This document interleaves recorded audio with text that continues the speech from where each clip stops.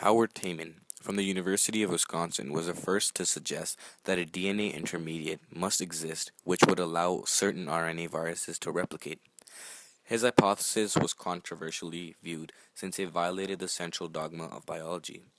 Geneticists and biologists nationwide were hesitant to contradict the law of central dogma, the way in which genetic information flows from DNA to RNA to protein. His hypothesis suggested that genetic information flowed from RNA to DNA in retrovirus replication. Miziltani corresponded with Tayman and joined in his research, which they conducted independently of each other. Miziltani, a Japanese virologist, and Tayman researched and observed Rous sarcoma virus, looking for reverse transcriptase. David Baltimore spent 10 years observing animal virus replication at the Rockefeller University. His main focuses were polio and vesicular stomatitis virus. When word got around that Tayman's hypothesis, Baltimore and his team began observing the same viruses that Miziltani and Tayman were looking into. He also observed an enzyme in VSV that replicated genomic RNA into mRNA. Tayman, Baltimore, and Miziltani all provided evidence of DNA synthesis in RSV simultaneously and had their papers published together in Nature Journal 1970. In 1975, David Baltimore, Renato Delbecco, and Howard Tayman were awarded a Nobel Prize in Physiology or Medicine for their discoveries concerning the interaction between tumor viruses and genetic material of the cell.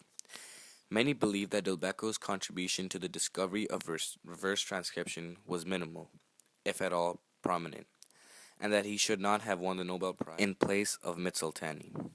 Tayman and Miziltani were postdoctoral colleagues who collaborated in discovering the enzyme reverse transcriptase, which allows for reverse transcription to occur in Rous sarcoma viruses. However, Miziltani was responsible for developing the procedure and concept of the experiment which solidified Tayman's pro-virus hypothesis.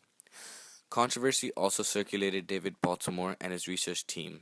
The Imanishi-Kari affair involved accusation against a researcher in his laboratory, Theresa Imanishi-Kari, whom allegedly fabricated data.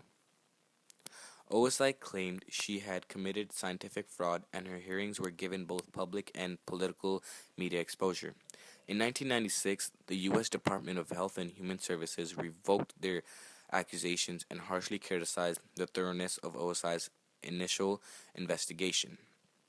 Baltimore was heavily involved in the situation as he continually came to the defense of his researcher, which raised general speculation and controversy as to his involvement in scientific fraudulence. Following the criticism Baltimore received from society, he resigned from his position as president of Rockefeller University. His position was later reassessed following his researcher's vindication. The New York Times released a statement describing the Imanishi-Kari Baltimore affair as the most notorious fraud case in recent scientific history has collapsed in embarrassment for the federal government and belated vindication for the accused scientist.